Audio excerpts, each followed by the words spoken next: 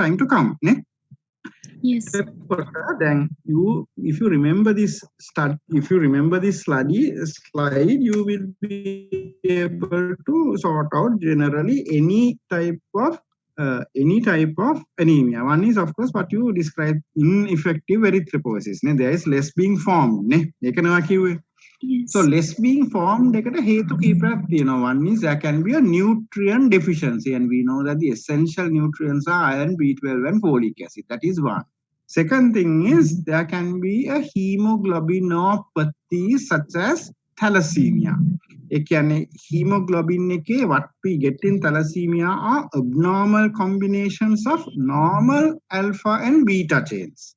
So because of the abnormal combination, this cell එක හැදෙනකොටම this hemoglobin chains precipitate, the globin chains precipitate, and then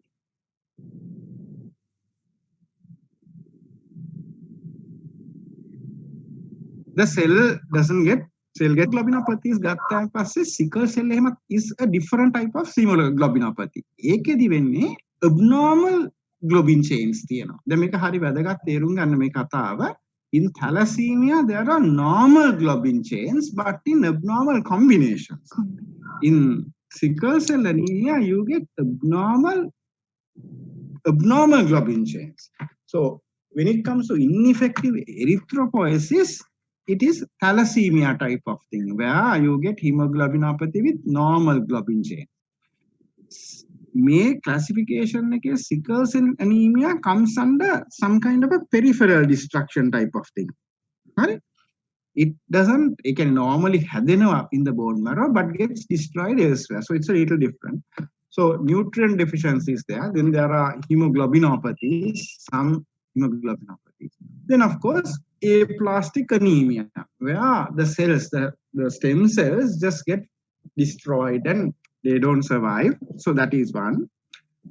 Fourth reason is the bone marrow can get infiltrated by either hematological malignant cells or secondary deposits, or things like fibroblasts, which cause fibrosis of the bone marrow. And we know that, Beruni, what is the illness in which there are fibroblast proliferation and fibrosis of the bone marrow? What is that called? Berunita henwada? Aplastic and yes sir. Aplastic කියන්නේ මුකුත් නැති වෙලා යනවා කියන එක. ඒ කියන්නේ fibrosis just වෙන එකට තමයි අපි කියන්නේ myelofibrosis. Myelofibrosis. හරි.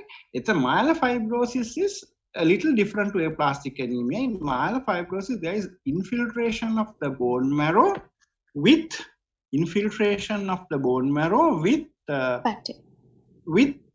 fibrosis, with fibroblasts, which cause bone marrow to become fibrosed. And then fifth is of course nutrients are there, stem cells are there, and they form, but after the maturation process, where the stem cells develop into normal red cells, that process is interrupted. ඒකින්ද හොඳ හැදිච්ච red cells එන්නේ නැහැ. That is what we would generally tell myelodysplastic syndrome, MDS කියලා කියන්නේ ඒකට තමයි. MDS. So look at this now. This is a beautiful thing. This is how peripheral ineffective erythropoiesis කියන එක ගැඹුරු මාත්‍රකාවක්. ඒකේ දේවල් කීපයක් තියෙනවා. So if you see a patient with anemia, your mind should run through each of these possibilities. Nutrient deficiency එකක් තියෙනවද? එහෙම නැත්නම් hemoglobinopathy එකක් තියෙනවද? aplastic anemia ද? Bone marrow infiltration එකක්ද නැත්නම් abnormal maturation එකක්ද? So 5 reasons why somebody can get ineffective erythropoiesis. Right. Second thing is, Beruni, as you very correctly described, a blood loss. Haduna hondata, but blood is getting lost from the body. And the 3 common sites where blood is lost would be upper GI, lower GI, and from menses. Upper GI is gastric ulcer, which is IDCID induced in something like that. එහෙම නැත්නම් varices. දෙකම වෙන්න පුළුවන් upper GI නම් either varices or ulcer නම් malignant H. non-malignant or non-malignant නම් H. pylori alone or H. pylori plus something else. එතකොට lower GI නම් it could be hemorrhoids, it could be a lower GI malignancy, or there is a condition called diverticulitis. In diverticulitis, people can have bleeding, or it could be some kind of angiodysplasia of the genitourinary tract. Angiodysplasia, blood vessels become deformed. ඔගොල්ලෝ අහලා ඇති අසනීපයක් තියෙනවා. Do you know any illness in which people get dark red spots in the tongue? තියෙන අසනීපයක් දන්නවද? දිවේ එනවා red spots where it can ultimately lead to GI bleeding. බෙරුනි දන්නවද එහෙම අසනීපයක නම? ඔය දන්නවද HHT කියලා එකක්, hereditary hemorrhagic telangiectasia. Oh, so that is some kind of angiodysplasia type of thing in which there are those are rare, but common things are hemorrhoids and lower GI malignancy, but could be angiodysplasia, something like that. And menses aragattayan passe it could be fibroids or isarakalika dysfunctional uterine bleeding kila towards the end of menses.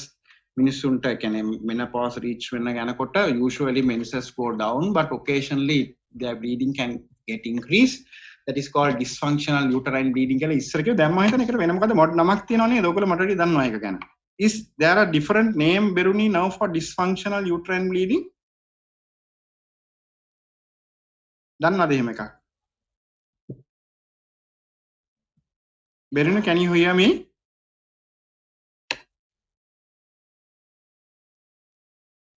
Beruni ඇහෙන්නේ නැද්ද දන්නේ නැහැ නේ. වජිත් ඇහෙනවද මම කියන එක? ඔව් ඇහෙනවා. වජිත් ඇහෙනනේ බෙරුණිගේ උත්තරයක් නැති හින්දා හැව්වේ. වජිත් දන්නවද ඒකට කියන dysfunctional uterine bleeding වලට අලුත් නමක් කියනවා කියලා දන්නවද එහෙම එකක්? Now it's called as abnormal uterine bleeding, sir. Right, okay, thank you. ඒක තමයි මට මතකයි මොකක් හරි උකට නම මාරු වුණා කියලා ඉවරලා I read somewhere abnormal uterine bleeding. Okay, whatever.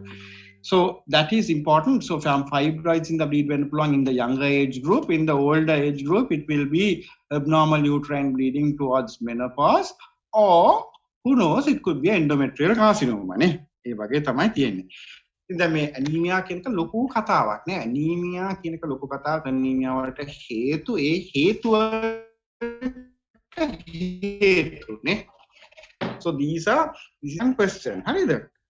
And then third thing is of course peripheral destruction. Peripheral destruction කියන්නේ ඒක බෙදන්න පුළුවන් දෙවිධයකට. Some people divide it as extravascular hemolysis and intravascular hemolysis කියලා.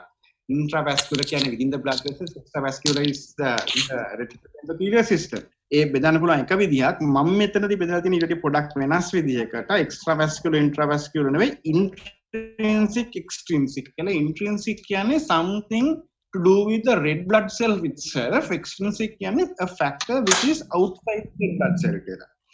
Intrinsic is of course you know that certain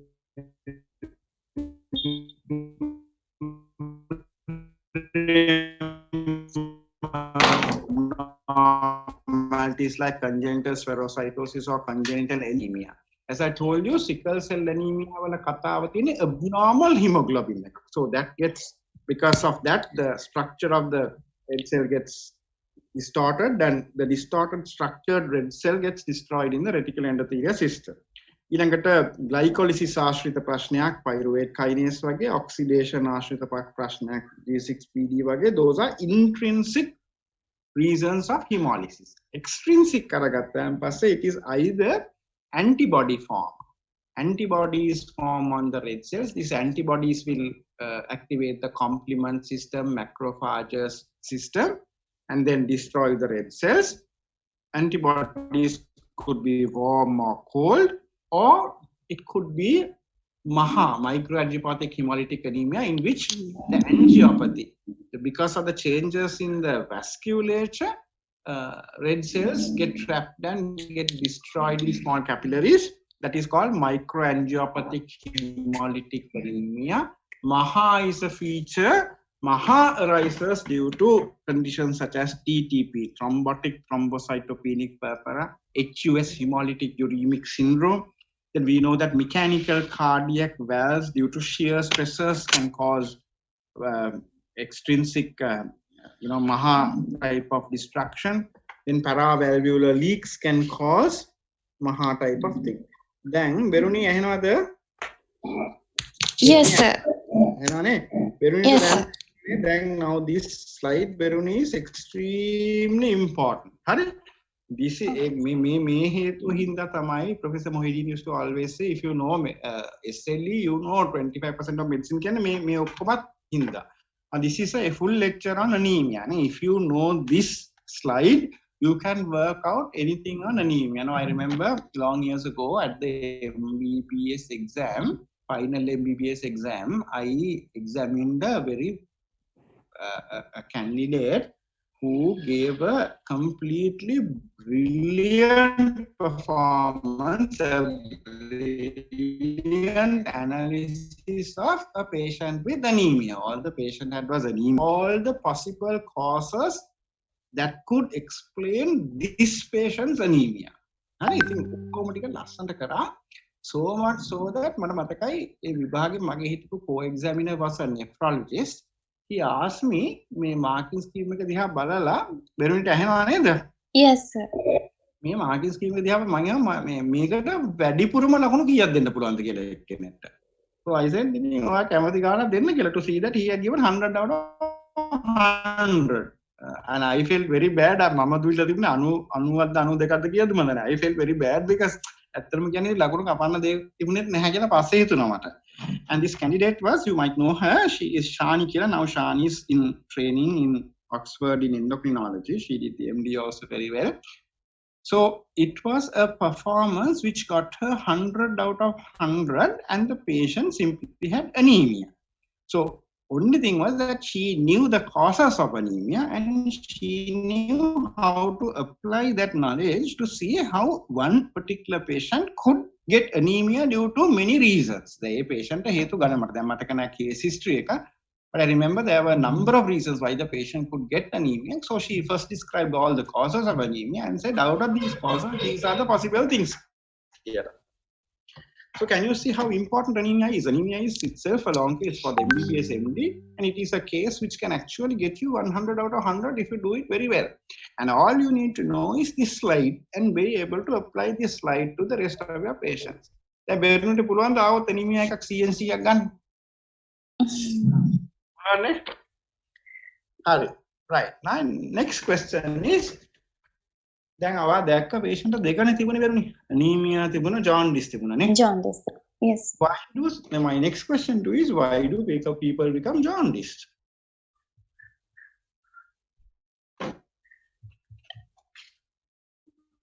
It's because of the increased bilirubin level in the blood, hyperbilirubinemia.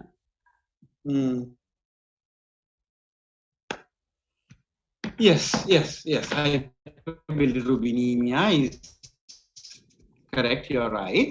සාමාන්‍යයෙන් අපි දැන් මේ anemia බෙදුවාගේ how can මේවා බෙදන්නේ? දැන් මුළු anemia එකම අපි ඔළුවේ මොනවත් නැහැ නේ. but මේක හරියට බෙදාගත්තම බෙරුනේ අපිට පුළුවන් මේක sort out කරන්න in a logical manner නේ. හරි නේද? එතකොට අපිට මේක බෙදන්න පුළුවන් කොහොමද බෙරුනේ? Jaundice.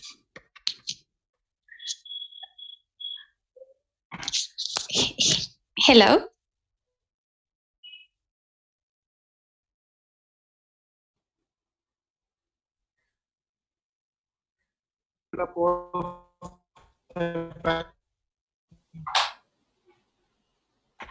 බෙරුනි මේ වගේ බෙදුවොත් කොහොමද? pre hepatic hepatocyte වජිත් ඇහෙනවද? ඔව් සර් ඇහෙනවා.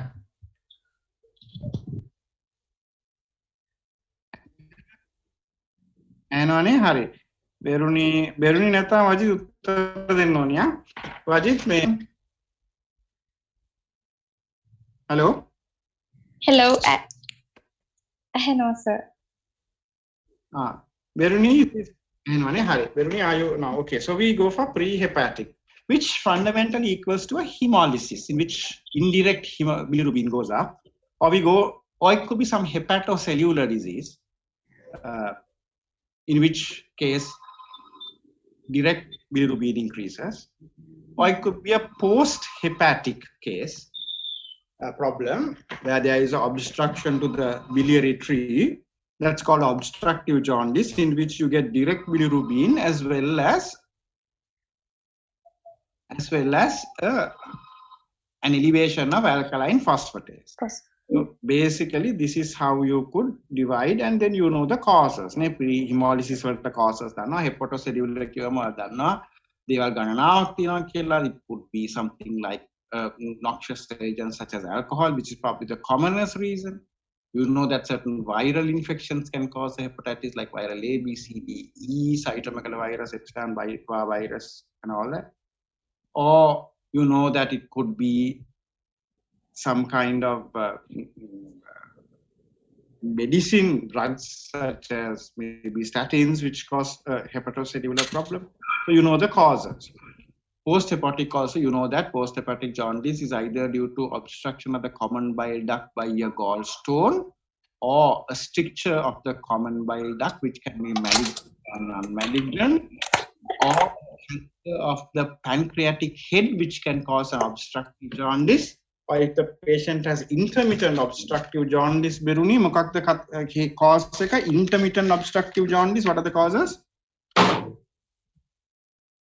මතක් වෙනවද බෙරුනි?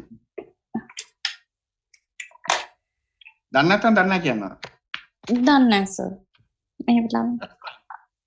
Either intermittent obstruction by gallstones or a carcinoma at the ampulla of water, where the pancreatic and the duct and the common bile duct get together and enter onto the intestinum. That's called the ampulla of water. If there is a friable kind of tumor there which breaks off intermittently, the patient can get intermittent obstructive jaundice. So either due to carcinoma of the ampulla of water, or perhaps a gallstone which is intermittently obstructed. So those are the kind of causes of post-hepatic or obstructive jaundice. දැන් මම ඔයාගෙන් අහනවා දැන් මේ patient anemia and jaundice නේ තියෙන්නේ. එතකොට ඔයා එකක් මට ලස්සනට කිව්වා, you think this could be a hemolytic anemia because the patient has jaundice and anemia. I think that's a very, very good explanation.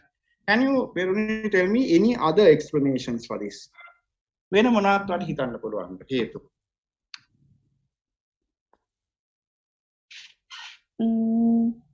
Maybe she's having two diseases at the same presentation. You're right. Two diseases වෙන්නත් පුළුවන්. Yes. Unrelated matter එකක් වෙන්න පුළුවන්. Yeah, that should be your last cause. Related නම් තව මොනවද වෙන්න පුළුවන්ද?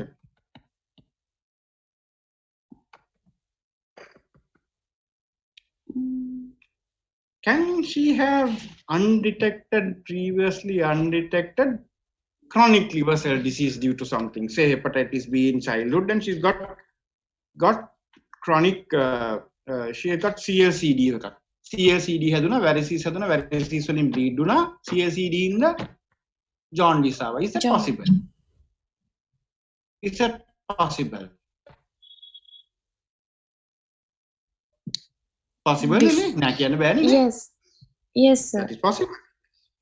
It is possible. Mama, I will just put a slide. Hemolysis, Levantine jaundice, and then CLCD with blood loss, variceal bleeding. Rare jolly possibility Wilson's disease. Yes. One of the causes of chronic liver cell disease or hepatitis, as well as one of the causes of a peripheral destruction or hemolytic anemia.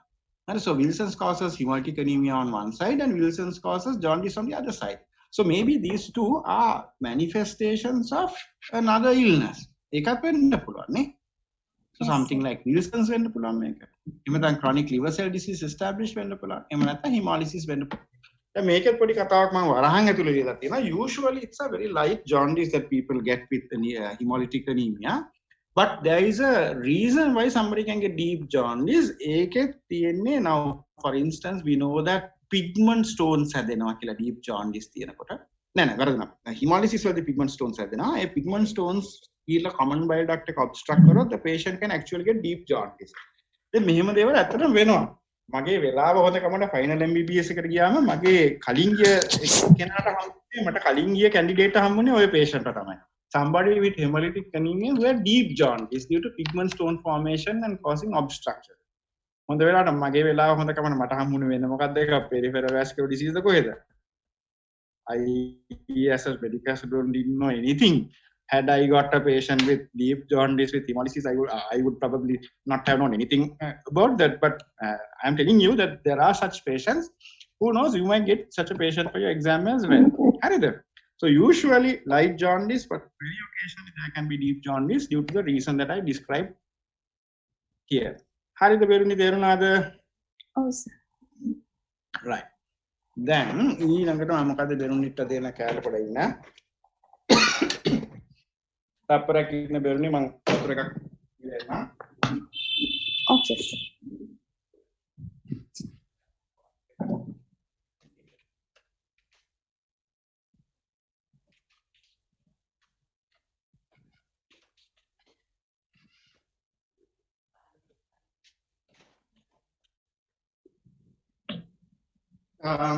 Right. Next we go to the past history. මෙයාගේ මාර කතාවක් තියෙනවා past history එකේ. At the age of 11 years, she was diagnosed as having ITP. At that time, somebody did an ANA. ANA was positive, dsDNA was negative. Patient was treated with steroids for a few months and recovered completely. And bilateral completely recovered. Then about several months back, patient had a complaint of bilateral ankle pain and swelling. NSAIDs patient got better. So that's the history. And on examination was completely normal except for pallor and some light jaundice. There was no hepatosplenomegaly, no lymph node enlargement or bone tenderness. මට එකක් කියන්න අමතක වුණා about this sorry Veroni මේ මෙතන differential diagnosis එකේ one of the other differential diagnosis I'm going to note it now here would be hematological malignancy. It can like a lymphoma infiltrating the bone marrow as well as the liver, you know. ඒ වගේ එකකිමුත් එන්න පුළුවන් something like this where the patient can actually have anemia as well as jaundice. Sorry. එතකොට දැන් මේ ළමයාගේ මේ in the examination why we look for hepatosplenomegaly, lymph node enlargement, bone tenderness was to look for a leukemia, lymphoma ඒ වගේ process එකක් බලන්න තමයි අපි අතර මේ ටික check කරලා බැලුවේ lymphoma or leukemia. ඊළඟට then Beruni, what is your analysis here? දැන් මේ කතාව බැලුවම මට නිකන් ඔයා කියනවා ඔයාලට මොනවද හිතෙන්නේ කියලා. මේ ITP කතාව, ANA positive කතාව, dsDNA negative කතාව, ස්ටීරොයිඩ් දීලා හොඳ වුණාලු, කකුල් රෙදුනාලු. ඔයාලට මොනවද මේ ගැන හිතෙන්නේ? What are your thoughts on the matter? What is your analysis of this problem? Now she is 17 years. Yes. Before 6 years, she has diagnosed to have ITP that may be due to thrombocytopenia. Yes. And ANA is also positive that can be a plus point for SLE. But anti-dsDNA is negative, which is more specific than ANA for SLE. And she was treated with steroid for few months and she was able to gain remission. Then now why now she was diagnosed as having ITP. Right? Now is ANA positive or negative in ITP? And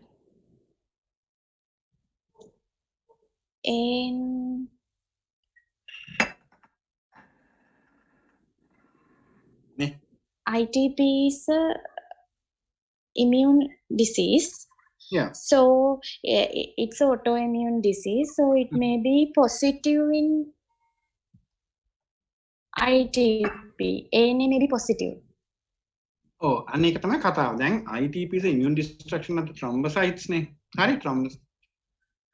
But ITP is a condition in which ANA is negative because ANA එක nuclear antigens වලට නේ ඒක antibodies හැදිලා ඒක එන කතාවක් තියෙන්නේ. But ITP in pure plain ITP primary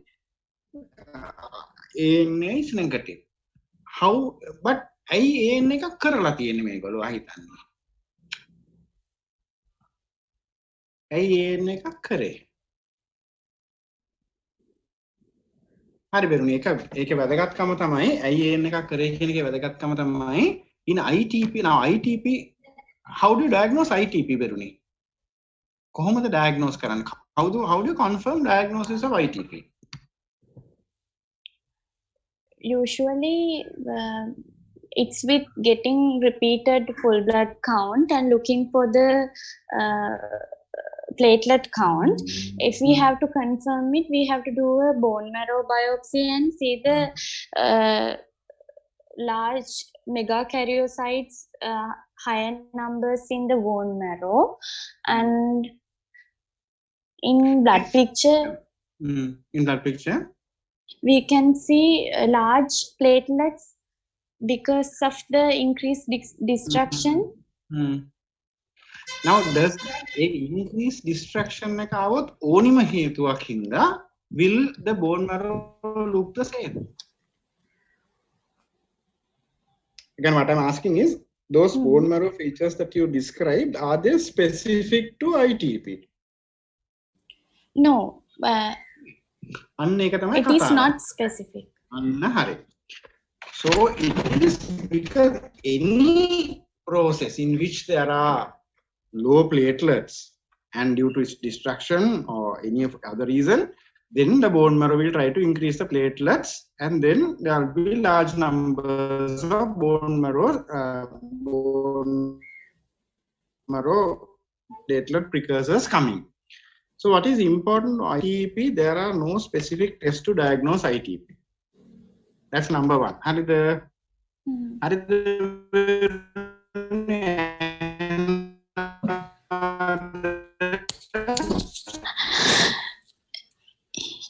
Yes, sir.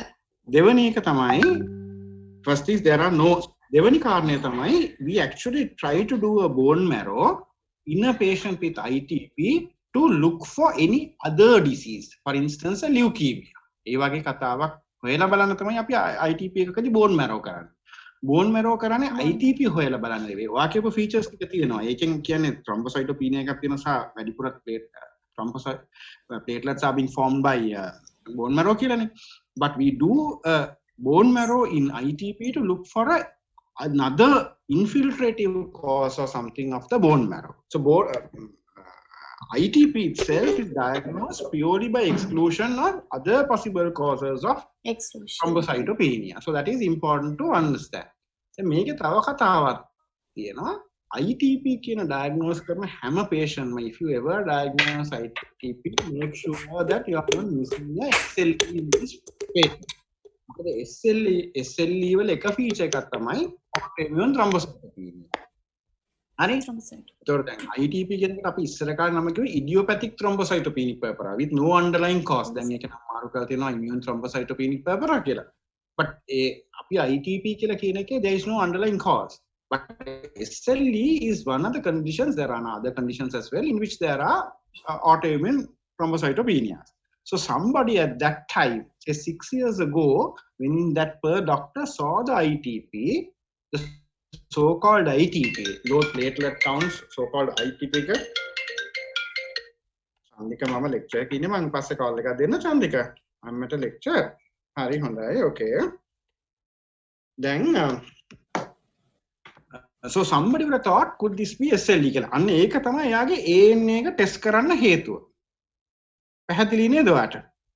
එතකොට Yes, then that is the reason. So, but at that time they did a dsDNA. dsDNA was negative. So to diagnose ITP, we don't do ANA. ANA is negative in IT. Bone marrow is like any other in ITP. We diagnose ITP by making sure other causes are ruled out. The reason why we do a bone marrow is to look for an infiltrative disease of the bone marrow which has dropped the platelets. ඒ කතා හොඳට ඔළුවේ තියෙනවනේ හරිනේ. දැන් ඊළඟට bilateral ankle pain and swelling for several months back recovered from NSAIDs. So what does that tell you? it may be due to arthritis. Very good. That is an arthritis that patient has had due to some reason. We don't know whether it's SLE, whether it could be a post-viral, it could be it could be anything. But there has been an arthritis which recovered with NSAIDs. The examination එක දැන් බලුවම there's pallor and light jaundice, no hepatosplenomegaly. What does it mean to you? We are excluding lymphoma or leukemia like malignancies.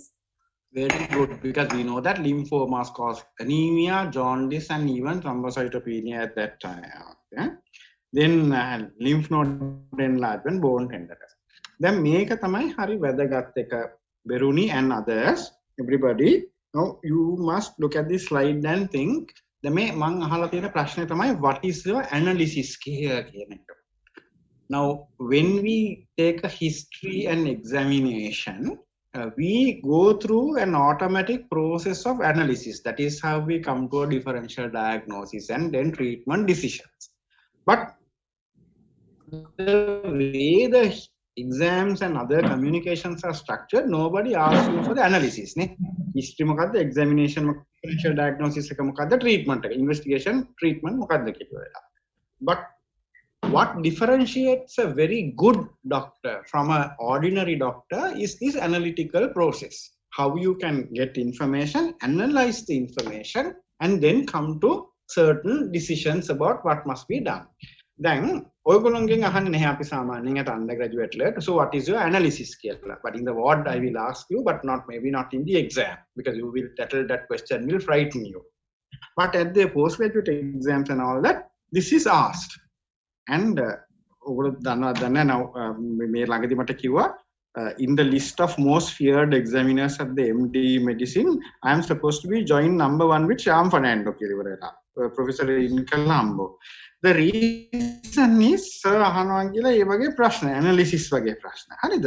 So මම ප්‍රශ්න අහනවා because you are not used to it. So what I want you to do is to become a good doctor and a postgraduate also. I want you to get used to මේ analysis කියන එක දැන් ඉඳලාම. Then you can become that much more orderly and that much more confident in how you treat patients. So තේරෙනව නේද බෙරුනි the importance of analysis of a problem කියන එක. හරි? So හැමතිස්සෙම මේ analysis එක ගැන කල්පනා කරන්න. ඇයි මේක මෙහෙම වෙන්නේ කියලා. Analysis is all about why this happens this way. ඇයි මේකයි එකට තියෙන්නේ. මේකයි එකට තියෙනකොට මොනවද වෙන්න පුළුවන් දේවල්. So that's how you analyze the situation. Right. Okay. Now let's look at the next. So yeah, postgraduates, if you come to me as a postgraduate, I will definitely ask you about the analysis of the problem. Okay. Now let's look at some of the investigations that became available for this patient. One is, of course, hemoglobin was 4.5. That is the platelet 160,000. More than 50, mostly indirect. Blood picture shows spherocytes. No fragmented cells. That direct and indirect Coombs positive for complement and warm type and complement and warm type antibodies. Splenomegaly noted on ultrasound scan, ANA, dsDNA both positive. Then Beruni, this is a bit of a challenge. Then we make a analysis. Don't worry, whatever you miss, I will, like I told you, I will explain to you. Hemoglobin is 4.5. That means she is having severe anemia. Very good. I like that word, severe anemia. Severe anemia, this is 4 point. Anybody less than about 7, you need to take it very seriously because there can be heart failure and death very quickly. So that's good. Platelet count. Platelet count is 160,000. It is not that much low. Yes, very good. It's in the normal range, lower side of normal range, but it is still in the normal range. So we wouldn't worry too much about it. Bilirubin. It is hyperbilirubinemia. They says that it's mostly indirect, so it is due to hemolysis. Very good. Indirect is, yes, unconjugated bilirubin, mostly due to hemoglobin. Hemolysis. So if there is hemolysis, haptoglobin කියලා කතාවක් දන්නවද? haptoglobin level එක බැලුවා නම් මොකද වෙන්නේ? haptoglobin if it is intravascular hemolysis, the haptoglobin level should be low, because in the intravascular hemolysis, haptoglobin bind with the hemoglobin and it is trying to save the renal tubules from hemoglobin toxicity. If as ultrasound scan shows splenomegaly, it is occurring in reticuloendothelial system. So the haptoglobin level may be low or normal. Very good. Excellent answer. Hari, the superb answer. Well done. Really, really good. Hari? Very good. You have a very clear idea about that. That's important. Hari. Blood picture. Spherocytes, you know.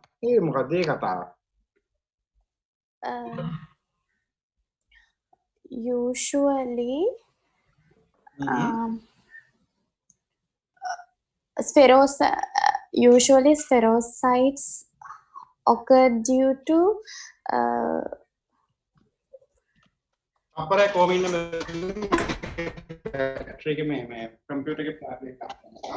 okay, sir.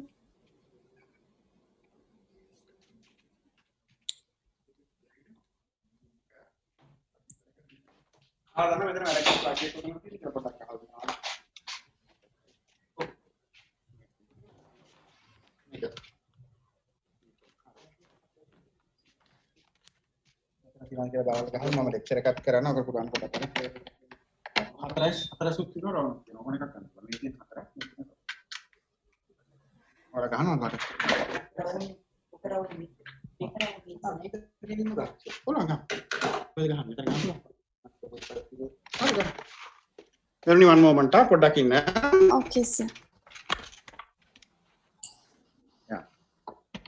Right, spherocytes. What does that mean to you? What does it tell you? What analysis is spherocytes?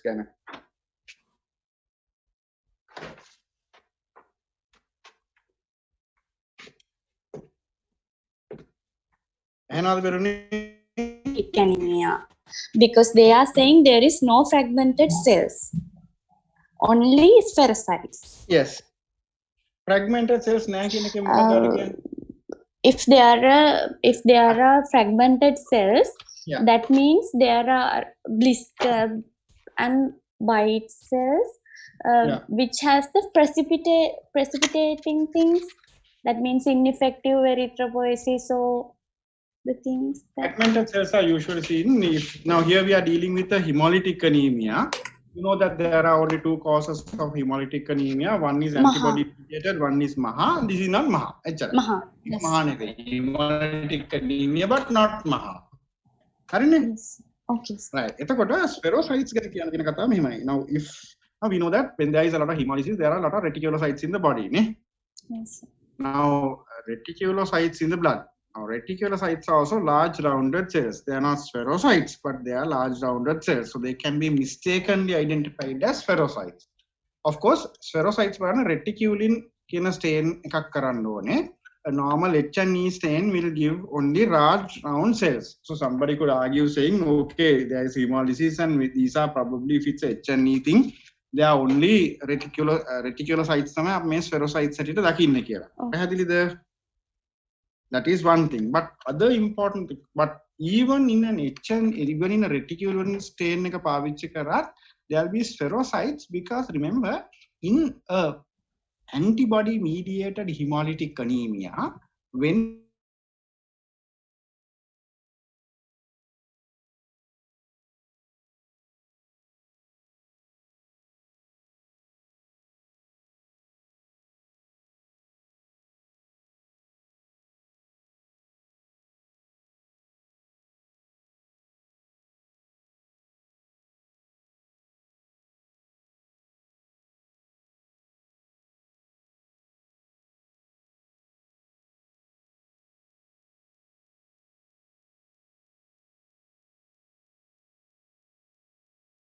takes the form of a spherocyte. So seeing spherocytes in hemolytic anemia does not necessarily mean that the patient has congenital spherocytosis, but this is due to antibody action as well. Harida. Hari sir. Hari. Now that direct antibody test. What Coombs test ගැන හිතෙන්නේ මම direct එකක් positive ලු indirect එකක් positive ලු what does that mean මොකද ඒ කතාව In Coombs test, we are looking for the antibodies which bound with the which bound with the red blood cells. Yes, Here we are of the patient's red blood cells. patient's red blood cells. So we are looking for antibodies which are already bound to the patient's red blood cells. Patient's Hari. red blood cells. Oh, direct Coombs වලදී. හරි. එතකොට මොකද කරන්නේ? Hari. So what does direct Coombs test involve? What it involves is, okay, what you say is right. එහෙම කියමු අපි. Patient ගේ red cells ටික අරගෙන patient ගේ red cells ටික අරගෙන which are already antibound coated, then we put another antibody against human immunoglobulin and then see whether this agglutinates together කියලා. ඒක agglutinate නොත් අපි කියනවා මේක direct Coombs positive කියලා. So direct Coombs. Hello. Yeah, ඇහෙනවද? ඇහුණා නේද? Sir, I couldn't get the question because of the connection loss. Hari. Then ඇහෙනවනේ? Right. Yes, sir. Okay. Now in direct antibody test, what happens is we test the patient's red cells.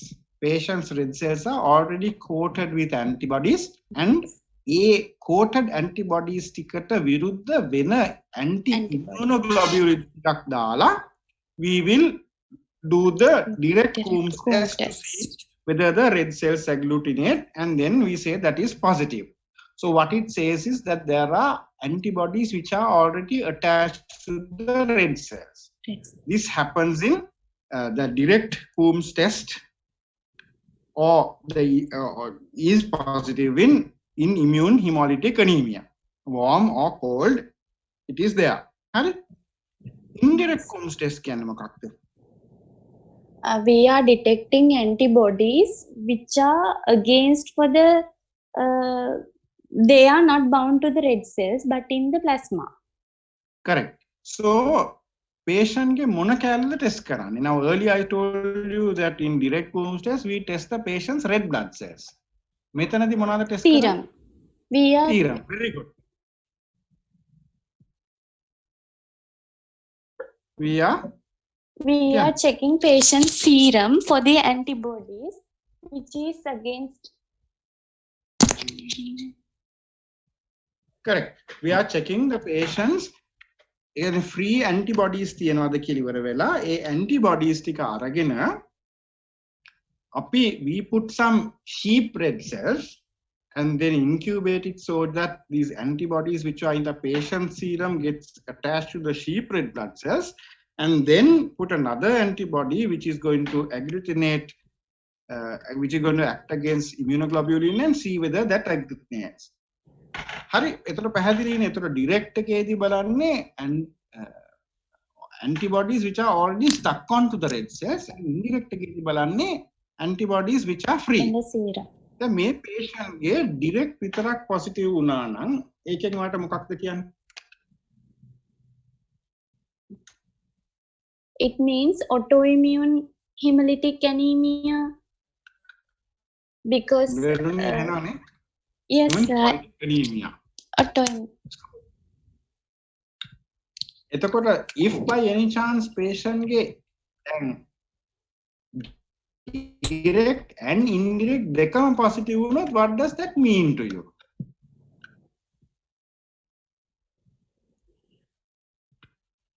It means, Beruni, that the patient has so much antibodies that now all the red cells are stuck with antibodies, but still there is leftover antibodies, very high antibody load. That is what we are detecting by direct and indirect both being positive. පැහැදිලි නේද? Yes. Now, who are the people in whom indirect only becomes positive? In pregnant women, අන්න හරි. Very rhesus. good. Rhesus incompatibility බලන එකට විතරයි indirect විතරක් positive වෙන්නේ. It has nothing to do with hemolytic anemia. Hemolytic anemia නම් direct will be positive, indirect may be positive, may be negative. හරිනේ? So you are very clear, very good. Indirect is only for rhesus. Direct is for hemolytic anemia, Anemia. but direct plus indirect hemolytic වෙන positive වෙන්න පුළුවන්. එතකොට දැන් these antibodies we check for antibodies and complement. ඒ කියන්නේ දැන් අපේ මේ test එකේදී we can detect either antibodies or complement both stuck onto the red cells. සමහර වෙලාවට now I will explain that to you later, but we can check for antibodies or complement. Now there is this warm type and cold type. මොකද warm type and cold type කියන්නේ? They are get bound to the red blood cells when the temperature is low. They are the cold type. ඒ කියන්නේ And usually they are ඒ කියන්නේ fridge එකක් ඇතුළට වගේ යන්න ඕනේ දෙයක වෙන්න. no, the environmental temperature being little bit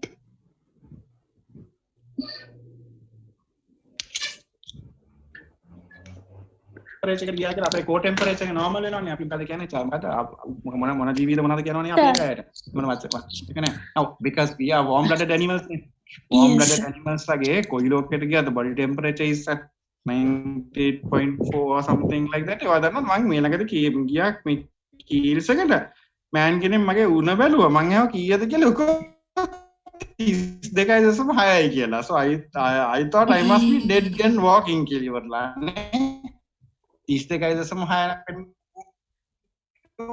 පස්සේ so I thought I really must be dead I will always be 37 you know somewhere there 36 point something whatever ඒකනේ අපි ඉන්නේ නේ so warm antibodies කියන්නේ at body temperatures කියන්නේ body temperature එකේ නෙවෙයි දැන් අපි ඔක ටෙස්ට් කරන්නේ එළියනේ එළියට අරගෙන room temperature කියන එකනේ is room temperature එකේ අපි check කරන්නේ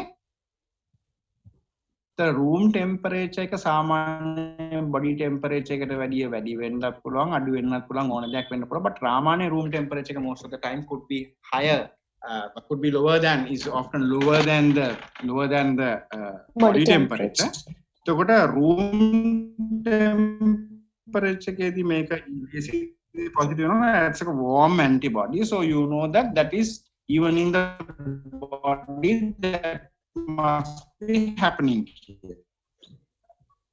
Samahar velawata room temperature you see this red cells clumping together then you usually what happens in people is AI ge wenne in peripheral parts of the body like the tip of the nose or the earlobes of the fingertips there can be at different times antibody mediated actions happening that's why it is called cold කියන්නේ ඒ body temperature එක maintain වෙනකොටත් අපේ peripheral තැන් වල සමහර වෙලාවට these peripheral places like the tip of the nose or the earlobes or the fingertips can become cold and that place can cause antibody reactions so warm antibodies and cold antibodies you know ඒක වෙන් කරගන්න එක වැදගත් because the causes are slightly different to each other. Now, are you clear about cold? Are you very clear about direct combs, indirect combs being positive? And yes, then sir. warm and cold antibodies, everything is very clear. Harine? Well, yes, sir. You raised a very important point. Splenomegaly on ultrasound scan. In warm antibodies, the site of destruction of red cells is primarily the spleen. The red cells with antibodies get stuck in the spleen and then they are presented to the Kupffer cells and you know then they are destructed. So that is why there is a splenomegaly and ultrasound. Now we know that the spleen has to be 3 times the normal size for it to become palpable.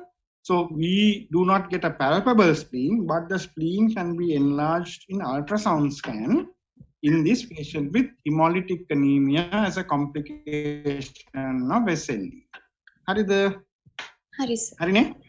Haris. That's the interpretation of splenomegaly.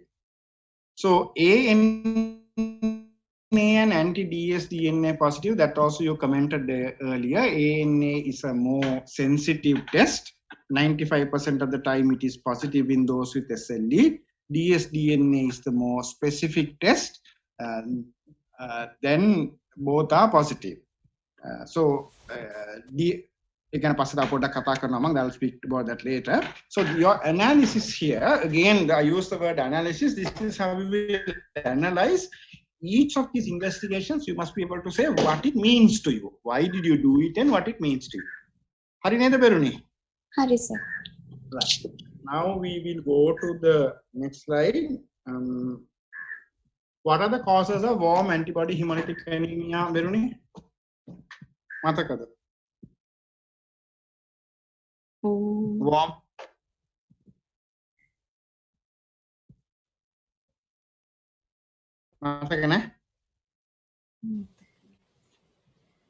Okay, we'll go to the warm antibody. Again, cold and warm, more than half the time they are idiopathic. 50% of the time they are idiopathic. We are looking at only the other causes. Anith warm antibodies are ඉතාම වැදගත් එක තමයි SLE and rheumatic disorders. SLE and rheumatic disorders, very important. And of course, CLL and lymphoma. Now, when it comes to cold antibodies, again, the same structure, idiopathic is the commonest, more than 50% of the time. But instead of rheumatic disorders, cold antibodies are formed in infectious diseases, infectious causes like, Mycoplasma, infectious mononucleosis, and so on and so forth. Infection. But CLL and lymphoma are common to both. CLL and lymphoma will cause warm and cold antibodies. SLE warm, infections cold, but most of the time they are idiopathic. Warm antibodies are of IgG type and cold are of IgM. IgM. Cold IgM, warm IgG. Hari lazy. Warm එක IgM උනා නම් එහෙම M දෙක දාලා මත තියන්න පුළුවන් ඒක එහෙම නෙවෙයි. Warm එක IgG, cold එක IgM. දැන් මේක මතකයිනේ, these are the four causes. හරිනේ? හරිද බෙරුනි? හරි sir. Right. දැන් බෙරුනි දන්නවද? Now we know that SLE is a SLE. What is SLE කියලා ඇහුවොත් ඔයාලට වචන කීපයක් පාවිච්චි කරන්න වෙනවා. One is it's a chronic disease. It goes on and on and on. Second thing is it is an autoimmune disease. We know that problems occur due to immune reactions. It is an autoimmune disease. Third aspect is chronic autoimmune multi-system disorder. Multi-system, because it affects different systems in the body. So those are the three words that you will use to describe the illness. Then patient so I had to sit with this child's mother and explain to her what SLE was. Again, extremely difficult task to explain to somebody what SLE is. And you can't use English words as well. But English explain karana, those are the three phrases: chronic, autoimmune, multi-system disorder. Yes sir. Now, Veruni, do you know what are the diagnostic criteria for SLE? How many criteria are there?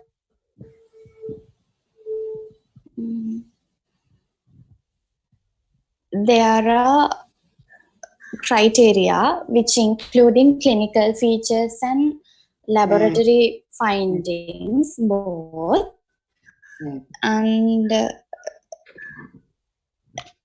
now we are using, so I don't know about it. Yeah, because the criteria changed slightly recently. I also don't have a slide for that, but I have the previous one. It's okay to know the previous one. අලුත් එක අවශ්‍ය නැහැ. මම ගිය අවුරුද්දට කොහෙද පොඩ්ඩක් වෙනස් වුණා, but that doesn't really matter. Roughly මතක තියාගන්න, there are 11 criteria out of which you need 4 to diagnose SLE කියලා. හරිද? ඒ 11ක් ගාව මාර ගොඩක් කියලා හිතනවා නේ. මාර ගොඩකුත් නෙවෙයි මේක. මේක හරි ලේසි මතක තියාගන්න. We know that it is a multi-system, so we'll look at first what about skin and mucous membranes. What are the skin and mucous membranes criteria? One is malar rash, moon and a butterfly rash. 2 is a discoid rash. You can always konde gihille wela ara skin එක thick වෙන round තියෙන rash area. Then photosensitive rash.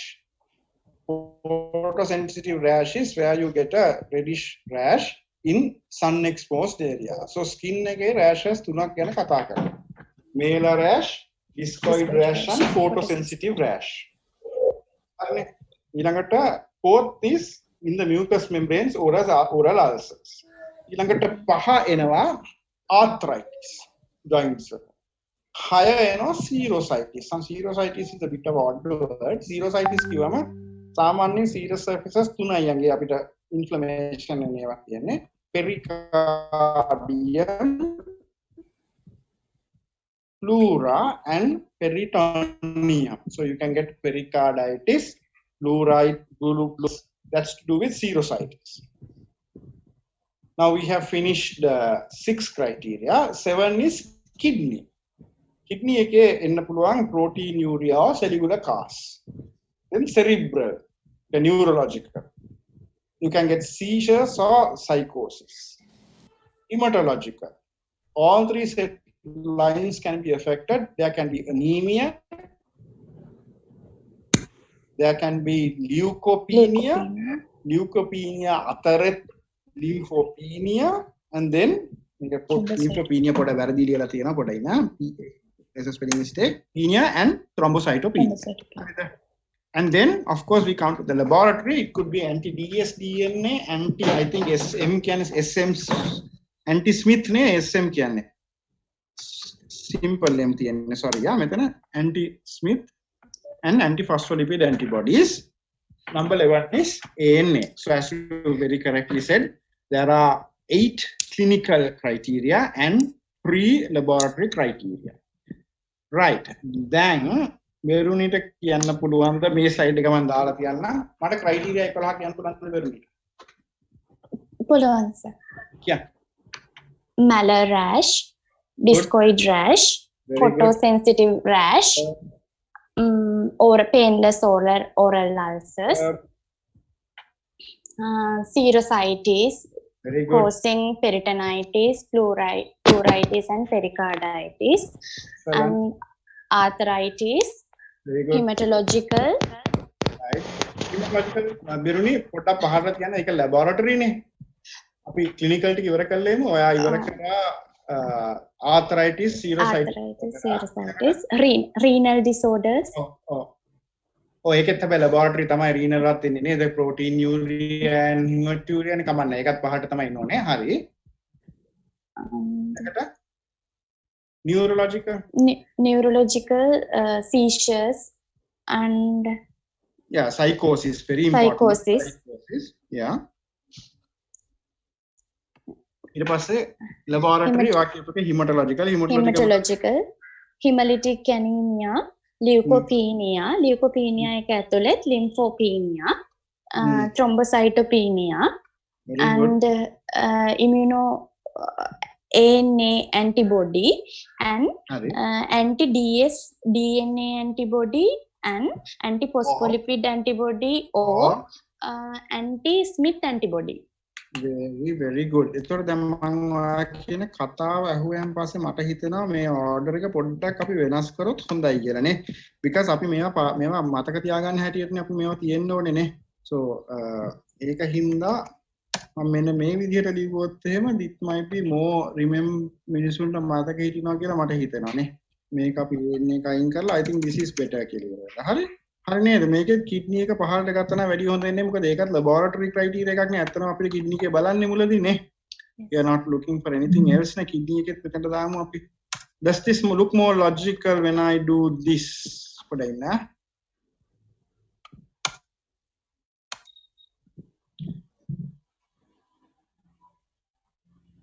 Right. Then logical the beruni? Yes, Is it sir. easier to remember නේ? Yes, sir. හරි. දැන් මේකලා මේකේ වැදගත් එක තමයි තේරුම් ගන්න these are research criteria. They are not really කියන්නේ මේක research purposes වලට එක එක treatment protocols එහෙම හදනකොට how do you define SLE කියලා. So මේ criteria ඔක්කොම නැත්තම් මෙයාට මේ අසනීපේ නෑ කියලා කියන්න පුළුවන් කමක් නැහැ අපිට. හරිද?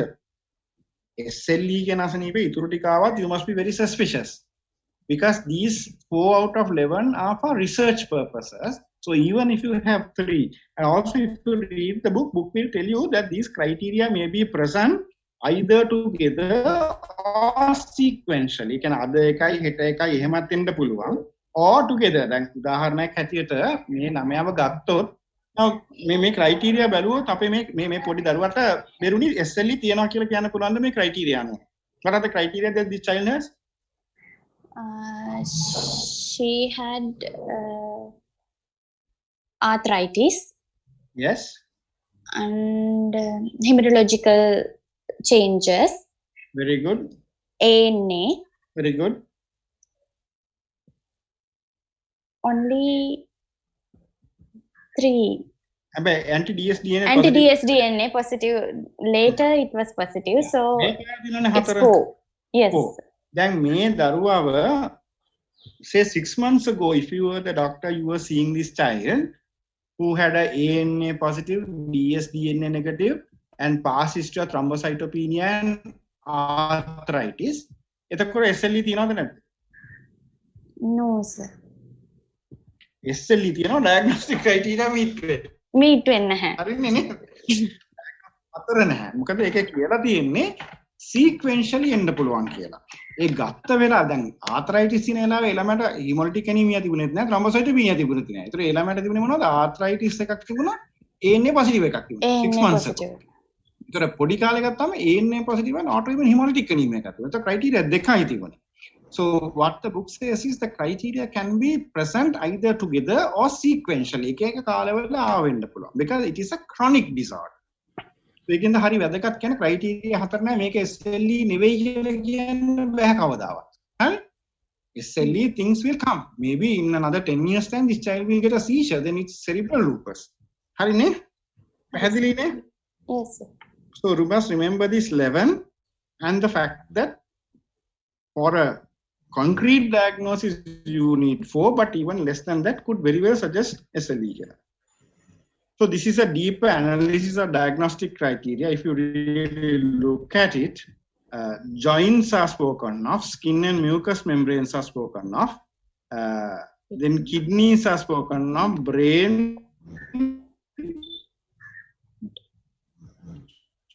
hematological, right?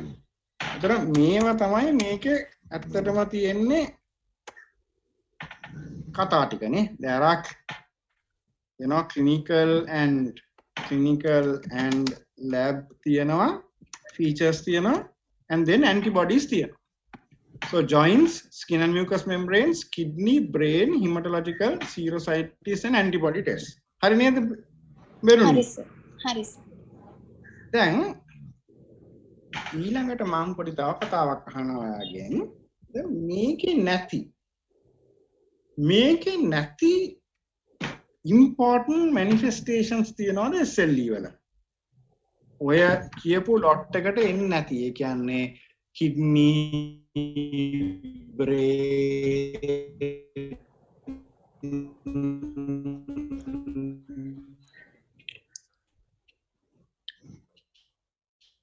Yes, sir. hematology, joint.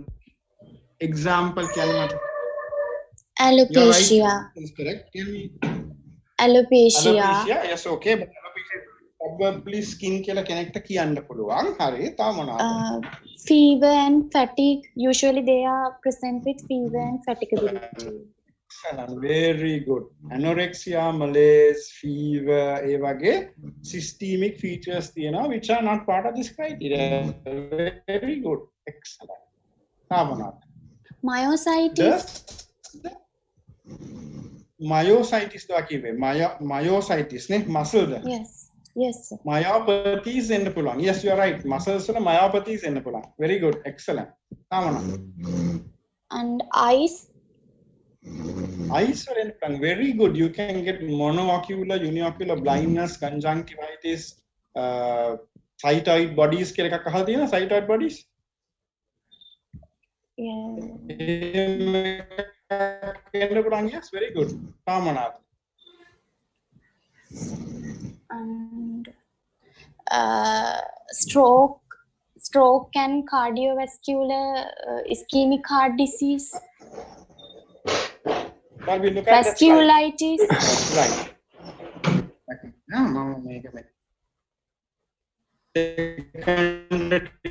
Vasculitis එකක්.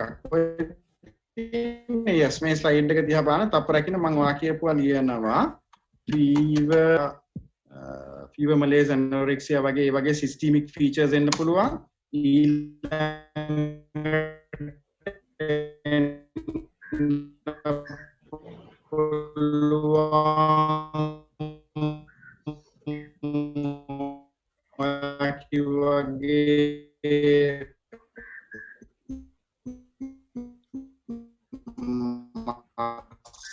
Sort of myopathies in the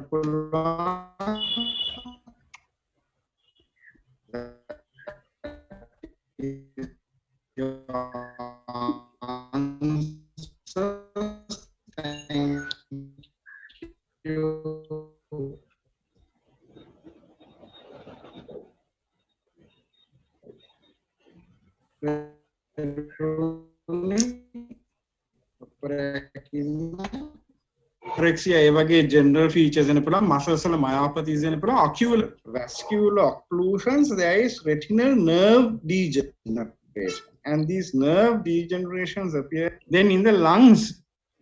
In addition, we talked about pleurisy, but in addition to that they can get pleural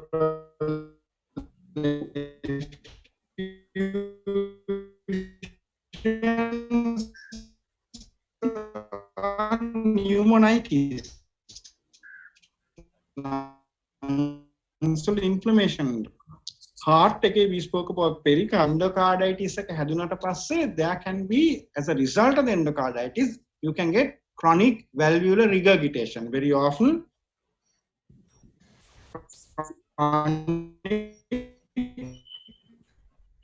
Mitral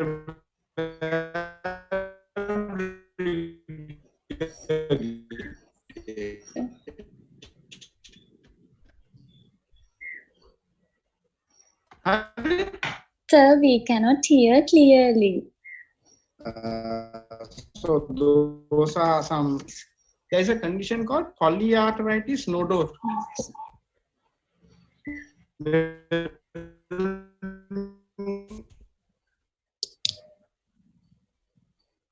Sir, sir, we cannot. Sir, we cannot hear. Can you hear me? It's not clear, sir.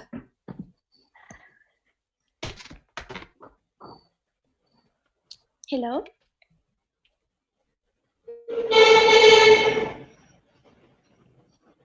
Okay.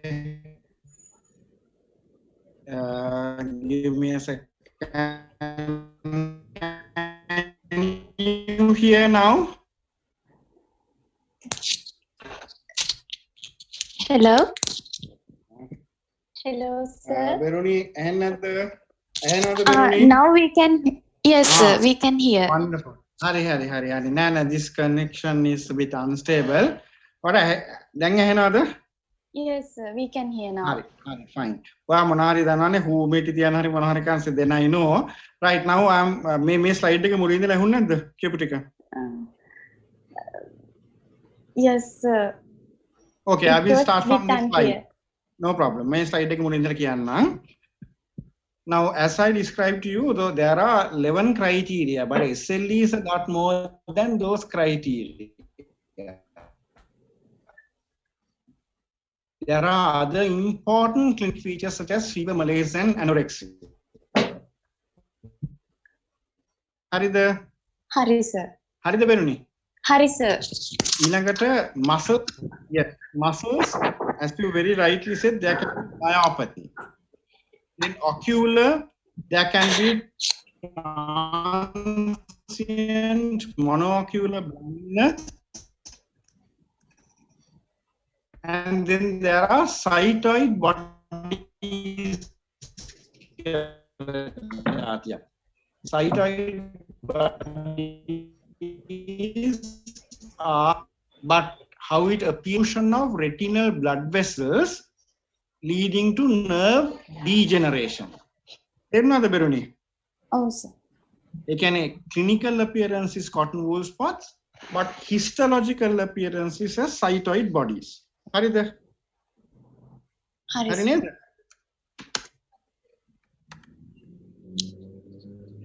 ඊළඟට then the lungs can get affected.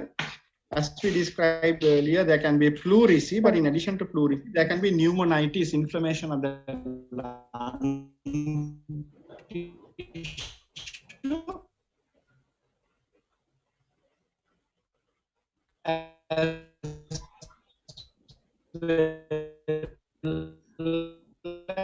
as a pleural effusions.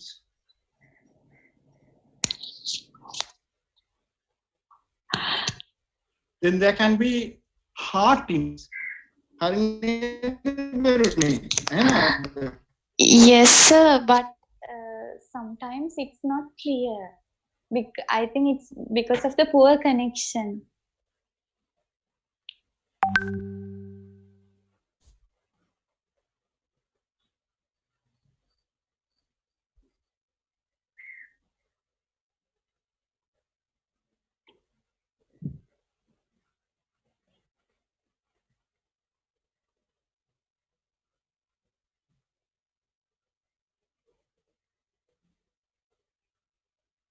දැන් ඇහෙනවද කතා කරනවා? දැන් ඇහෙනවද කතා කරනවා? Can you hear me now? Can you hear me now? Yes sir. I'm trying to share.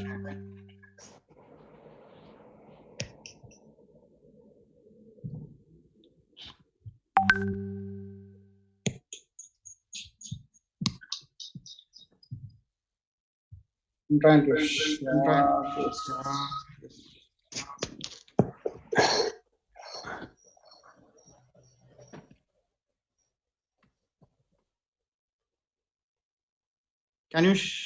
Can you see the screen now? Veruni, Sir, we can Veruni, see can the you- screen. Yes sir. Can you hear me now? Sir, we can hear, but sometimes මේක අහලා එන්න. ඔව්. හරිද? මේ හරි sir අපිට ඇහෙනවා sir. සමහර වෙලාවට විතර. one lecture එකක් තියෙනවා නේ එකම. හරි. Right fine. එතකොට දැන් හරි මම කියන්නම් ඇහෙන්නේ නැත්නම් ඔයා මට කියන්න ඇහෙන්නේ නැහැ කියලා ඉවර වෙලා. හරි? හා sir. Can you right? With regard to the lungs, we can have pleural effusions or pneumonitis. Pleural effusions can be about pleural inflammation.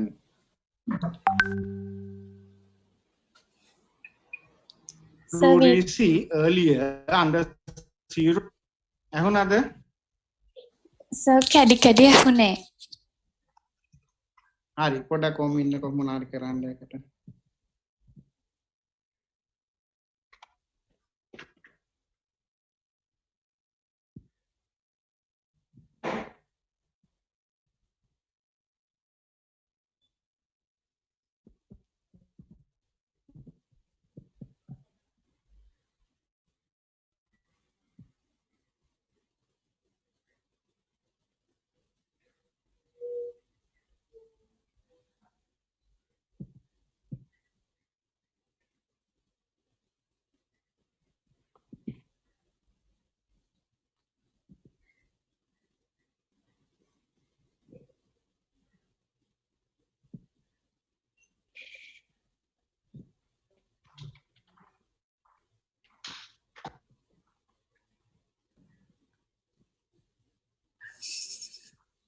ඔයගොල්ලෝ දැන් පේනවද මේ ස්ක්‍රීන් එකේ පේනව නේද? වෙරුණි ඇහෙනවද? Yes, sir. We can see the screen as well. හරි fine.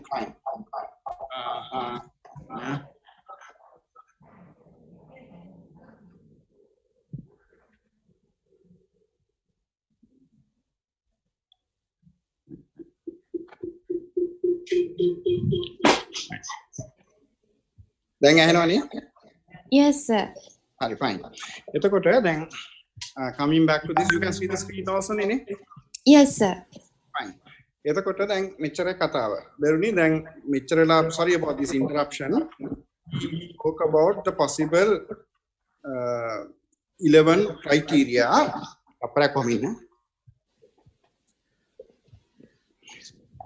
Right. Podi echo ekak tiye, don't worry, because I'm using to share this. One is we spoke about the 11 criteria for diagnosis of SLE. දැන් මේ මට කියන්න ඕන එක තමයි මේ criteria වලින් එහා පැත්තේ ගිය ලොකු රෝගයක් SLE වලට තියෙනවා කියලා. Some of the very important manifestations of SLE are not included in these criteria. Right? Hari, sir. උදාහරණයක් හැටියට what you described as just like fever, malaise and anorexia. That is not even the criteria. Hari? Hari, sir. Devani tamai, as you again mentioned, Beruni, muscles are affected with a myopathy. That is important. And then when you look at the ocular manifestations, which are not mentioned in the criteria, people can get transient monoocular blindness in the pulmonary, or they could even get cotton wool spots in the pulmonary.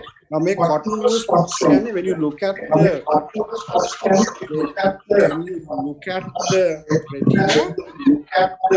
retina,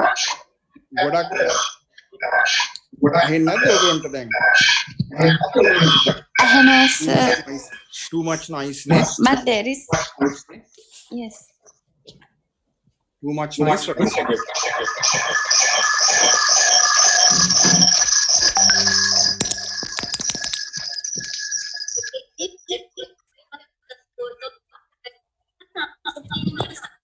That is the problem. But unfortunately, අනිත් එක screen එක share වෙන්නේ. That's a problem. I'm trying to අනිත් එකේ screen එක share කරගන්න බෑ. දැන් බලමු. Can you hear me now? දැන් ඇහෙනවද? Yes, sir. දැන් බලමු මේ විදිහට කරලා හරියද? So when it comes to the lungs, as I described to you, in addition to the pleurisy, there will be pleural effusions and pneumonitis. හරිද? Hari, sir. ඊළඟට when it comes to the heart, there can be myocarditis, hypertension, arrhythmias, Liebman-Sachs endocarditis. All of those are cardiac manifestations which are not mentioned in the criteria. And this myocarditis actually can cause death in patients. Liebman-Sachs endocarditis is a non-infective endocarditis, but it can result in chronic valvular regurgitation as a result of endocarditis. Valve එක south වෙලා යනවා endocarditis ඉඳලා. So you can get chronic mitral regurgitation. හරිද බැලුනේ එහෙමද? Oh, sir. Ahena, sir. Right. ඊළඟට, as you very rightly said, there can be vasculitis. One of the notable vasculitis is mesenteric vasculitis. Patients will get abdominal pain after meals. Abdominal pain after meals. Now, there is a condition, a primary vasculitis called polyarteritis nodosa, which causes aneurysmal dilatation in medium-sized arteries. Typically affects the intestines. Polyarteritis nodosa වල එනවා වගේම aneurysmal formation with a vascularity process secondary එකක් හැටියට එන්න පුළුවන් in SLE, and patients will have postprandial abdominal pain. And that's due to vasculitis. So here I have tried, Beruni, to list some important features of SLE which are not part of diagnostic criteria. තේරුණා නේද?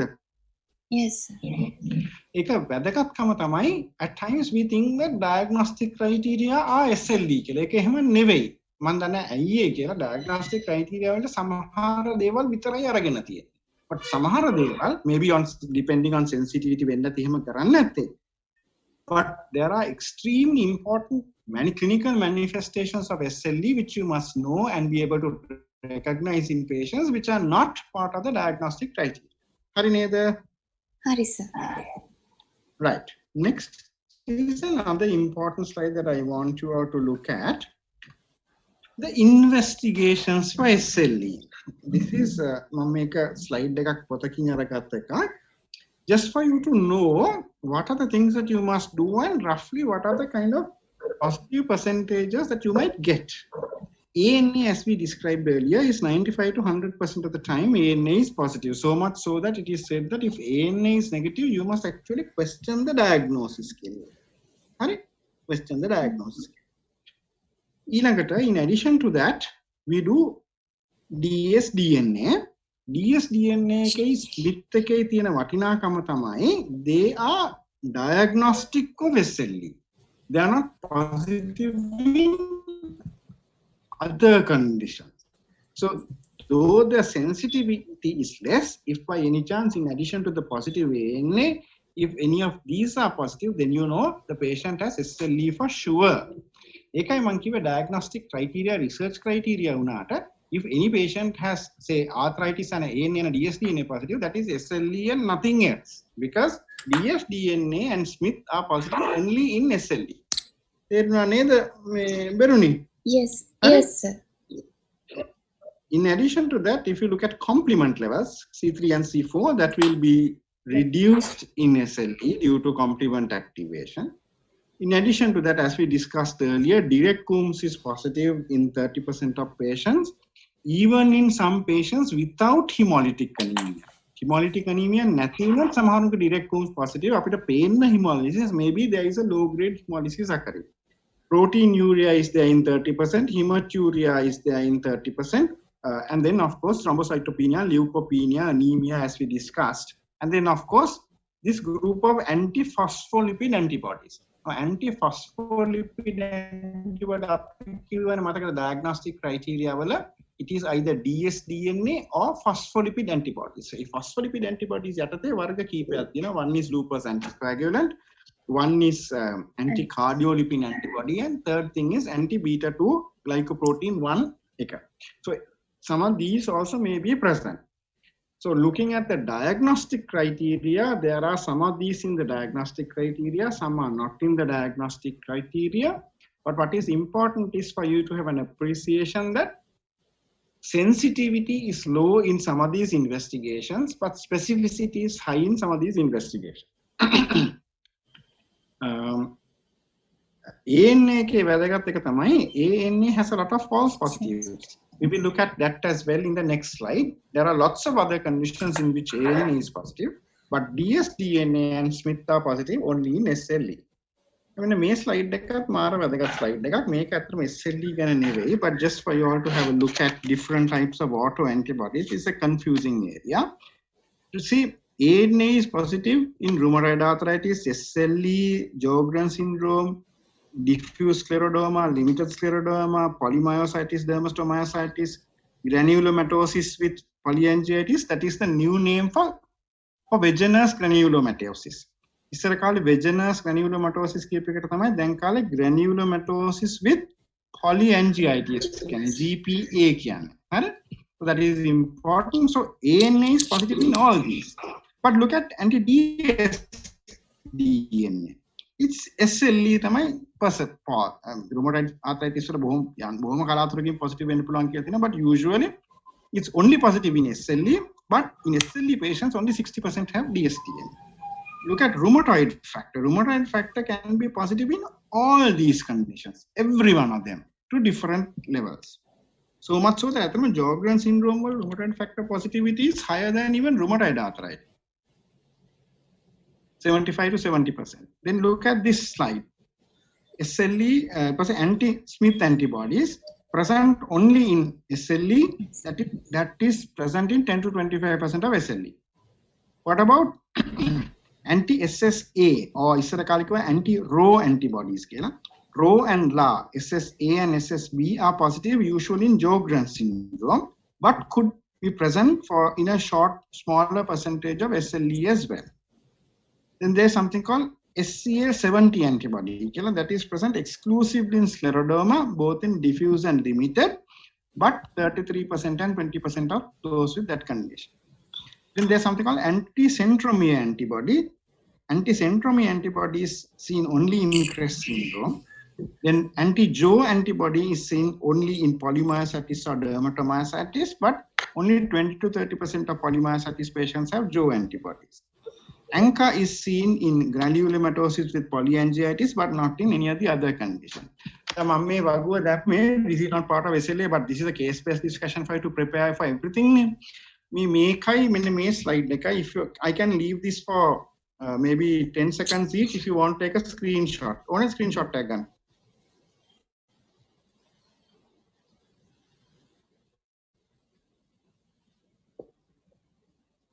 Right. If you want to take a screenshot, you can.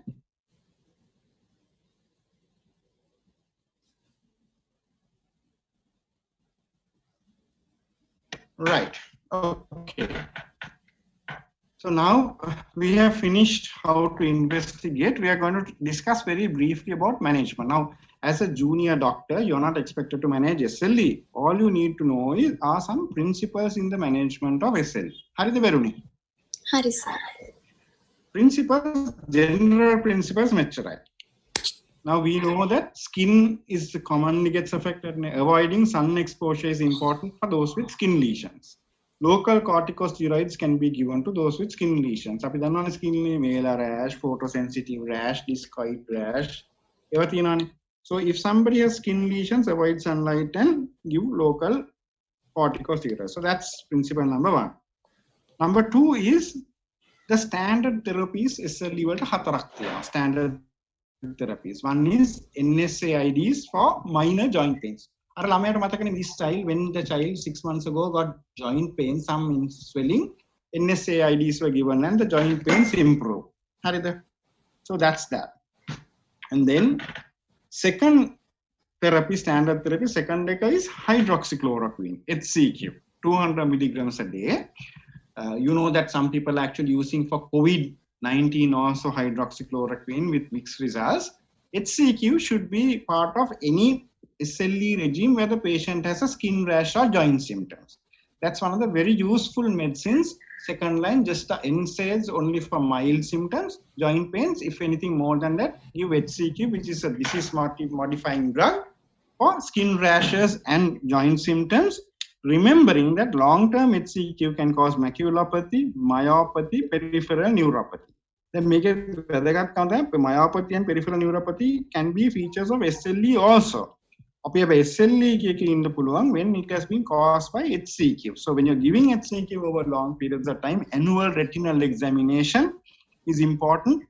And then looking out for myopathy and peripheral neuropathy is important. So standard therapy 1 is NSAIDs, 2 is hydroxychloroquine, 3 we go for oral corticosteroids. Corticosteroids are useful for glomerulonephritis, hemolytic anemia, pericarditis, myocarditis, alveolar hemorrhages, CNS manifestations, thrombotic thrombocytopenic purpura. For all those things, corticosteroids are useful. Just like with HCQ, steroid itself can cause psychosis, and people might mistake steroid psychosis as cerebral lupus and treat with maybe some other medicines. But if we stop the steroids, then the patient might get better. So the complexity of SLE is such that some of the clinical features as side effects of some of the medicines that we use. So we have to be very cautious when we use drugs like HCQ and steroid as well. Be on the lookout for complications. Harida Beruni, Harineda. Harisa. And the fourth standard treatment is immunosuppressive therapies like cyclophosphamide, mycophenolate mofetil for lupus nephritis. And if there are for any patients who are resistant for the above treatment for any, for instance, if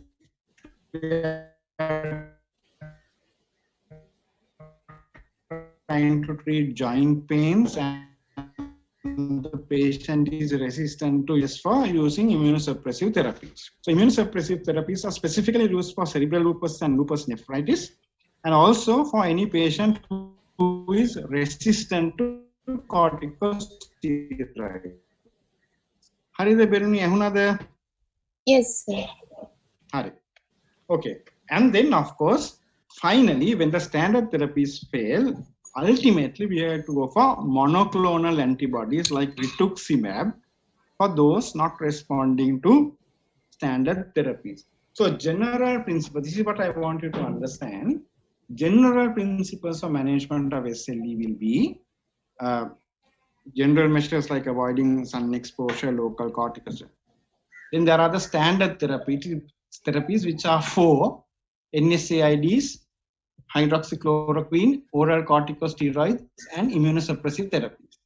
And if the standard therapy in that order, and then of course, if the standard therapies are not useful, then you go for for monoclonal antibody treatment. Also remember that every SLE complication cannot be treated in this order. For instance, if the patient has hemolytic anemia, there is no place for NSAIDs or hydroxychloroquine. Then we go straight away for corticosteroids. So NSAIDs only for joint pains, hydroxychloroquine only for skin rashes and joint symptoms. So very often the first mode of treatment for patients with complications of SLE will be corticosteroids. And second mode very often will be immunosuppressive therapies. Harineda? Harida Beruni? Hari, sir. Right. Okay, we get very close to the end of the lecture. This is one before the last slide. What is the specific management for this patient with SLE? Me patient, me api me balapu kellata mokada karane? The philosophy between philosophy in treating SLE, one is you need to tackle the unique problem the patient has. The patient a joint problem, skin problem, so there is no point in asking her not to be in sunlight or giving her topical steroids or giving her NSAIDs or hydroxychloroquine. Because the patient does not have those problems. So we need to address the unique problem. Though SLE is one diagnosis, SLE actually treatment. So we need to tackle her problem, which is autoimmune hemolytic anemia. Second specific management philosophy, the aggressiveness of the treatment has to match the aggressiveness of the disease. We have to treat her hemolytic anemia very aggressively. But when that settles, then we can reduce the dose of the corticosteroids that we are going to give her. So we have to always match dose to disease severity. So those are the two important philosophical points about how we are going to approach the treatment of a patient with SLE. Harida Beruni? Hari, sir. Beruni? Hari, sir. Right. Specific management of this patient with hemolytic anemia. By the way, I forgot to tell you, out of the autoantibodies, warm antibodies drastic drops of hemoglobin. Cold antibodies are chronic diseases where the antibody levels drop a little bit, not much. But here in warm antibody, there is a drastic drop. So drastic drop. So we need to, now hemoglobin 4.5 is imminent heart failure, and this child can actually die from heart failure. So we need to transfuse blood here. Now we know that for certain conditions such as immune thrombocytopenia, platelet transfusion is not a treatment. It actually worsens the condition.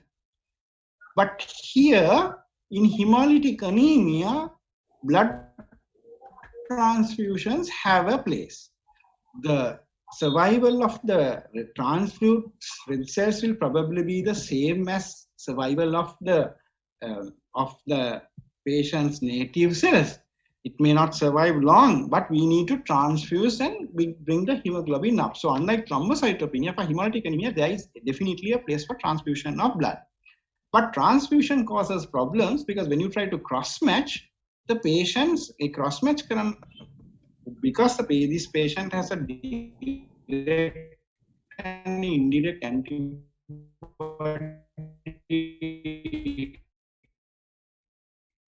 positivity, the antibody levels cross match කරන්න හදනකොට cross reactivity තියෙන හින්දා it is going to be difficult to cross match appropriate blood. හරිද බෙරුණි? හරිනේ? හරි. So cross match කරනකොට difficulties ආවත් cross match කරගන්න we can discuss with the transfusion specialist and incompatible කියලා අපිට හිතන blood සමහරවිට transfuse කරන්න වෙනවා to get over the crisis.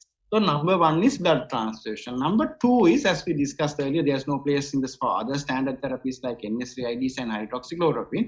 We have to go for corticosteroids 1 milligram per kilogram per day.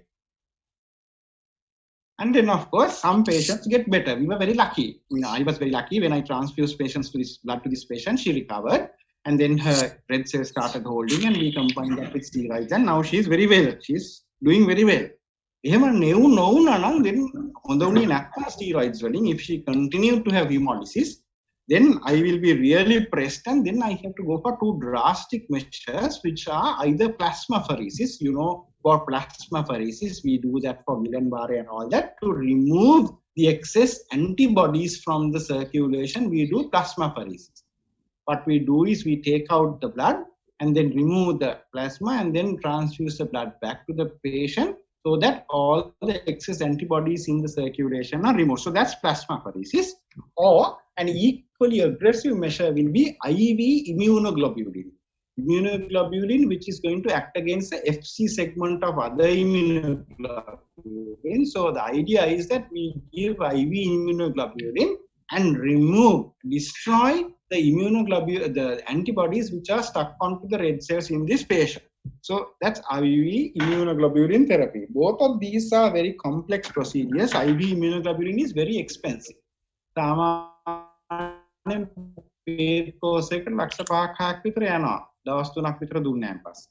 Very expensive therapy. Or plasmapheresis දෙන්න පුළුවන් කරන්න පුළුවන්. That also is a complex procedure. ඔය දෙක නැත්නම් third thing is, of course, in desperate measures we can go for monoclonal antibody therapy, something like rituximab. So rituximab, plasmapheresis, and the IV immunoglobulin in this patient will be only if the patient is not responding to blood transfusions plus corticosteroids. Harida Beruni? Hari sir. එතකොට දැන් මේ hemolytic anemia කතාවේ ඊළඟට තමයි මේ patient දැන් settle වුණා කියමු. now settle වුණානේ. දැන් මම මොකද කරන්න ඕනේ? Now I have to keep this child on long term medicine. As I discussed you, dose will be matched on disease severity. Now the hemoglobin has stabilized, so I can reduce the dose. I have a choice either to go for oral corticosteroids. That is one, but of course we know that steroids long term cause problems. So there are options. One is to go for a splenectomy. As I told you, warm antibody hemolytic anemia antibodies are formed in the spleen, and the spleen, they are the ones who destroy spleen nekedi. So we have to go for a splenectomy is one. Second thing is danazol, which is an anabolic steroid that also helps. Less side effects than corticosteroids. Then, of course, certain other steroid-sparing immunosuppressive agents such as azathioprine, mycophenolate, mofetil, long-term. So long-term for this child, I'm looking at, can I manage with steroids low doses? If not, do I go for azathioprine? I might arrange a splenectomy, or maybe I'll treat her with danazol and C. So those are my long-term options. I was lucky that she settled. If not, I would have to go for plasmapheresis or immunoglobulin. Harida Beruni. Harinedi Beruni. Hari sir. Eka last slide. Mecharai. දැන් මේ මුළු කතාවම අහුවම බෙරුණිගේ මේ ළමයා පටන් ගත්ත කින්දලා මේ වෙනකන් what is the unresolved issue? Settle නොකරපු ප්‍රශ්නේ මොකක්ද? Do you remember what problem she came with to the ward? To GP හම්බෙන්න ගියේ මොන අසනීපෙටද? අමතකයිනේ. She went with headache. Headache එක තමයි ගිහලා තියෙන GP හම්බෙන්න. පළවෙනි දවසේ බෙහෙත් දීලා ගෙදර ගිහලා දෙවෙනි දවසේ probably NSAIDs වලට වමනේ හරි මොනවා හරි වෙන්නේ නැති. She felt dizzy and vomitation. some shortness of breath. Shortness of breath now would have been due to the anemia. ඒක තමයි දෙවෙනි දවස් තමයි GP ට click වුණේ patient is anemic and icteric කියලා ඉවරලා. So she got headache. My question to you is, why did she get headache? How can headache be explained from SLE? Can it be due to vasculitis? But the patient is too young to be. Yeah, right. ඇත්තටම කියන I never had an explanation for this headache. I had no explanation for the headache. It could be cerebral vascular, I suppose it can be, or it can be a, there can be a cerebral venous sinus thrombosis or something like that. ඒ වගේ එකක් හින්දා වෙන්න පුළුවන් එන්නේ rarely. But මට ඒව එකක්වත් හිතුනේත් නැහැ.